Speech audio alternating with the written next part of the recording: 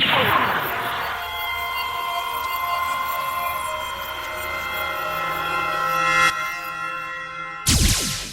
guys, Garo97 again. This time with a review of the 144 scale high-grade Universal Century Gym Cold Districts type from the Gundam 0080 OVA series. So for color scheme we mainly have a broken white, and here it is in contrast with the normal pure white of the Gym Command Space type. Now we have two shades of gray. We have a less dark one for the body, bottom of the feet and the backpack. Then we have a darker gray, almost black, for the gun, parts of the hands there, some joints, the back of the feet, and that's about it. Then we have burgundy for the crotch area and the cockpit. And finally we have very nice clear green for the visor. Moving on with the stickers, and we don't get a lot, we also don't need a lot, but the thing about them is they're all metallic. For some, that's really cool, such as the thrusters here on the back of the legs. We have the red here for the thrusters inside of the shoulders, and those are all really cool. But then we also have like the red ones here for his, well, for his cheeks, the cheek vents. They're kinda not too great, not too horrible, but then we also have the one here on the shield. This red is supposed to be the same burgundy as the rest of the shield, so yeah, not really blending in. For this I would actually recommend cutting out the Federation symbol. And then for a few more, we have the two yellow ones here on the shoulders, and finally also the V on the crotch. And it's not the best fit, but it's definitely good for that kind of sticker. Those usually aren't the greatest. So for what it's worth, that's pretty good. And then moving on with the articulation, the head goes up quite nicely, back, up, down, rotates around. If you're careful, you can rotate him around all the way. There we go. And that is one problem he kind of suffers from, or at least mine does. This antenna is definitely going to have to be glued, which is something I'm going to do right after this review. And we'll wiggle around, turn around, and everything a ball joint does. Arms rotate around all the way, go up 90 degrees, rotate around below. The shoulder bent at the elbow at one joint for a bit more than 90 degrees. Then the hands are on ball joints, we'll wiggle around, turn around, oops, that came loose, turn around and do everything a ball joint does.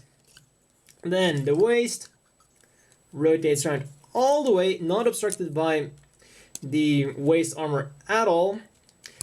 Then the front skirts, because this is an older model kit, they unfortunately cannot be separated unless you're going to modify them inside. But still, they gave a nice range of movement, forwards, backwards, go out about that far, really quite nice. Rotate around a bit, bend at the knees at two joints, pretty much a standard for the time. Then the feet, even though it looks like this is jointed, it's just one ball joint, go up, down, side to side, and rotate around a little bit.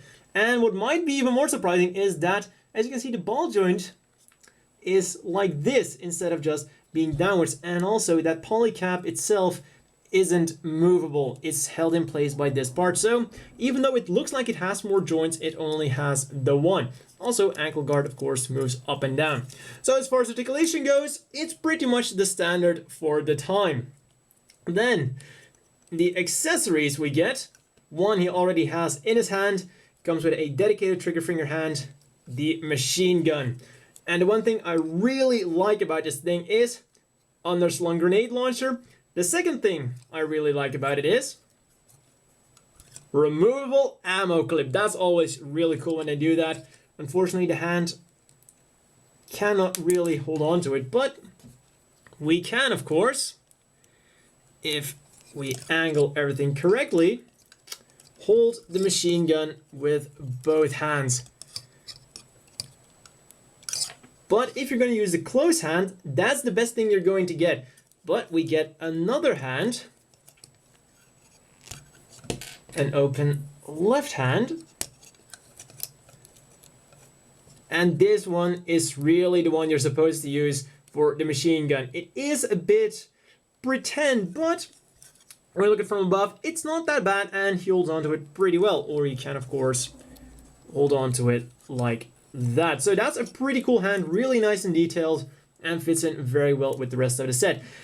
The one unfortunate thing about the machine gun is the stock, which means that if you want to hold it in a neutral pose, either the arm is going to look a bit awkward, or your gun is going to look a bit awkward. And there's really no way to fix it. The gun is always going to be angled to one side, either to the side or kind of upwards like this. So that is a bit unfortunate. And this hand doesn't have a dedicated angled ball joint or something, it's just the standard holding hand. But for an action pose, this thing works absolutely perfect. What unfortunately isn't going to work, the beam saber. Once again, looks like it's going to be something that's usable, but when we look on the inside, it's the same as with the original Jim. It's just a pretend beam saber.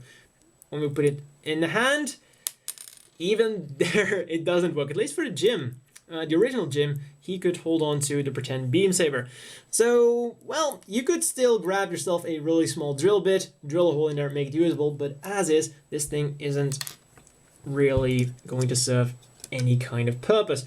It's unfortunate, but this was the last machine from High Grade to Noble Century to use a pretend beam saber, and also one of the last ones to come with a toothpick. And at some point, Bandai decided toothpicks just aren't enough. We gotta throw a hand in the mix as well. I really don't like these kinds of things because it sits at this weird kind of angle.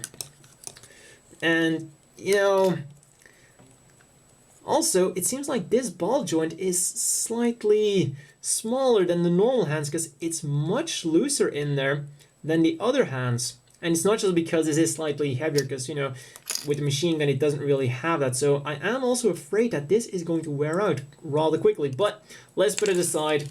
It's a beam toothpick. Nobody expects those to be good. So that's almost all for accessories. On to the final thing. After all the weapons, we get the shield. Standard thing, we do have a nice handle. So let's get this hand back. One unfortunate thing is, even though it does have a handle, it's not going to hold on to it. That would have been really awesome if you could do that. So then you just put it in the back and slide this in like that. So even though he cannot hold on, he can't hold on to the shield with just a handle, but it is cool that it's made so that the hand will go over the handle. So that is cool. So then, this is really a good thing. Also, it is on a ball joint, so the shield can, of course, move around a little bit if you want to. Oh, and one last piece of kind of articulation. The shoulder thrusters go slightly up and down. As always, the inevitable question is, do you want to buy this? Well, for 800 yen, you can't really go too wrong with this thing. Overall, it's a pretty average machine. Articulation is what you'd expect from most from the time. Nothing special, nothing bad. Accessories, well, my only real problem with this thing is the beam saber. Twice, in a sense. But other than that, we get a really cool looking machine gun. The shield, well, as I've said, pretty standard stuff. So for 800 yen, if you like this thing, it's absolutely worth picking up, and it's definitely worth the price. Now, one thing I have to say is if you just want any Jim, or if you're just looking for a mass production mobile suit, there are definitely better picks out there. For example, the Zaku 1 or Jim Sniper 2, but for what it's worth, this thing is definitely worth its price. So, for some size comparisons, it's of course a pretty standard size machine. Here, putting it next to the Jim Custom. As you can see, it seems to be slightly smaller than it, but not by a lot. And now let's immediately contrast that with something like the Zaku 3. And then finally, here is next to the Zagog. Because, you know, this thing likes marine mobile suits so much. Well, that's all for this. I can feel a strong presence. And it's telling me to bring out the other gyms. You know what? Let's do it. There we go, and that's about as many as I could fit on screen without having to move my camera ridiculously far back. Oh, and before anyone gets kind of confused, yes, only about 3 of them are holding a weapon he actually came with, and that is including the Cold Districts type. So then, this time for sure, that's all for this review, and see you guys next time.